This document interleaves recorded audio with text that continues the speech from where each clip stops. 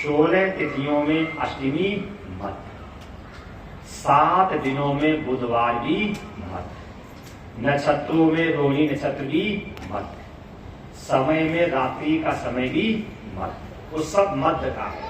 मध्य का क्यों चुना है वो कभी आगे चर्चा करेंगे क्योंकि समय थोड़ा कम है। तो भगवान ने सब मध्य का समय लिया है और मध्य का समय लेकर के भगवान माता जी के सामने प्रकट हुए। और कैसे प्रकट हुए? अमद भूतम बालक अम्बुजेशम, शंख चक्र गदा और पद्म लेकर के प्रकट चतुर्भुज में। जिस समय माता जी के सामने भगवान शंख चक्र गदा और पद्म लेकर के प्रकट हुए, तब माता जी ने और पिताजी ने दोनों लोगों ने भगवान की स्तुति की है। कैसे की है? वेद मंत्रों से स्तुति की है। आज जब ईश्वर की माता पिता ने स्तुति की है, ईश्वर प्रसन्न हुए हैं, और जब ईश्वर मुस्कुराने लगा है तब माता जी को बोध हुआ है। बोध माने ज्ञान हुआ है। और जब माता जी को ज्ञान हुआ तब माता जी ने पीठ घुमा ली। और जैसे माता जी ने पीठ घुमाई है तब भगवान कह रहे हैं, मां, बड़े बड़े योगी महात्मा तपस्वी हमें ध्यान से देखो और हम आपके सामने आए, आप पीठ कर रहे हैं। ये तो लिखा, ध्यानावस्थित तद्गतेन मनसा पश्यन्ति ये योगी। बड़े बड़े योगी महात्मा तपस्वी ध्यान से देखते हैं और मैं तुम्हारी भक्ति के वशीभूत होकर के तुम्हारे सामने साकार आया हूं और आप हमें देकर के पीठ घुमा रही हैं। देखो, इसे कहते भक्ति है। देवकी कितनी महान होगी जिससे ईश्वर कहता हो कि मुझे देखो। ईश्वर कह रहा है कि मां मुझे देखो, मां मुझे हृदय से लगाओ, मां मुझे प्रेम दो। माता जी कह रही, प्रभु तुम तो नाक कटवाने आए हो। भगवान ने कहा, हम और आप ही नाक कटवाने? अरे हम स्वयं नीचे हो जाते हैं लेकिन कभी भक्तों को नीचा नहीं देखने देते। हम स्वयं नीचे हो जाते हैं लेकिन कभी भक्तों को नीचा नहीं देखने देते। माता जी ने कहा, तुम तो हमारी नाक कटवाने आए हो। भगवान ने कहा, कैसे? माता जी ने कहा, जब सब लोगों को मालूम होगा देवकी के लाला भयो, देवकी के लाला भयो, देवकी के लाला भयो, और जब सब तुम्हें देखेंगे तो ताली पीट पीट के हंसेंगे, गजब ढा दिया, देवकी के बाप भयो, देवकी के बाप भयो, देवकी के बाप भयो।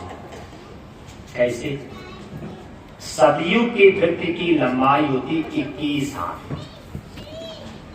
अब त्रेता की वृत्ति की लंबाई होती 14 हाथ, और द्वापर की वृत्ति की लंबाई होती 7 हाथ, और कलयुग की वृत्ति की लंबाई होती 3.5 हाथ। तब भगवान तो 21 हाथ लंबे थे और अम्मा 7 हाथ की लंबी थी। अब किसी के लड़का हुआ हो, आप देखने जाओ तो लड़का हो 21 हाथ लंबा और अम्मा हो 7 हाथ लंबी, तो क्या कहोगे? लल्ला की बप्पा। क्या कहोगे? बप्पे तो कहोगे। तब माता जी ने कहा, तुम तो हमारी हंसी करवाने आए हो। जब मथुरा के लोगों को मालूम होगा देवकी के लाला भयो, देवकी के लाला भयो, देवकी के लाला भयो, जब तुम्हें देखेंगे तो सब ताली पीट पीट के हंसेंगी, गजब ढा दिया, देवकी के बाप भयो, देवकी के बाप भयो। तब भगवान ने कहा, हम क्या करें? वे छोटे हो। देखो, ये है हिंदुस्तान की माताओं का गौरव। ईश्वर से कहा छोटे हो। जो बड़ा होता है उसे छोटा बनने में अच्छा लगता है और जो छोटे होते हैं उन्हें बड़ा बनने में अच्छा लगता है। ईश्वर बड़ा है तो छोटा हो रहा है, हम छोटे हैं तो बड़ा बनना चाहते हैं। छोटे हो गए एक हाथ के। माँ बोले, हाँ अब तो गोदी में लो। बोले, अभी भी नहीं लूंगी। क्यों? अभी भी मेरी हंसी करवाओगे। जब मथुरा की माताएं आएंगी, देवकी के लाला भयो, देवकी के लाला भयो, देवकी के लाला भयो, जब आपको देखेंगे तो सब ताली पीट पीट के हंसेंगे, गजब ढा दिया। सबके पुत्र पैदा हुए 2 हाथ वाले और देवकी के पुत्र पैदा हुआ 4 हाथ वाला।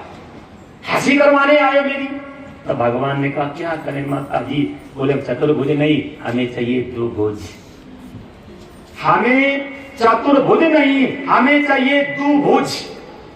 देखिए ये है हिंदुस्तान की माताएं, बड़े से छोटा किया, चतुर्भुज से 2 भुज किया। और जब भगवान 2 भुजाकार हुए हैं तब माता जी ने प्रभु को उठाया है, हृदय से लगाया है, मुख को पुचकारा है और लिटा करके गोदी में आंख बंद करके बैठ के ईश्वर का चिंतन कर रही है। भगवान ने सोचा ये अजब अम्मा है मेरी, हम गोदी में और आंख बंद करके पता नहीं क्या देख रही है। वही दशा तो तुम्हारी है। जब मंदिर में जाओगे तो आंख बंद करके खड़े होते हो। जब तुम्हें आंख बंद करना था तब मंदिर में गए काहे थे? बोलो। जब तुम्हें आंख ही बंद करना था, जब तुम्हें अंधे बनना था तो फिर मंदिर में गई काहे थे?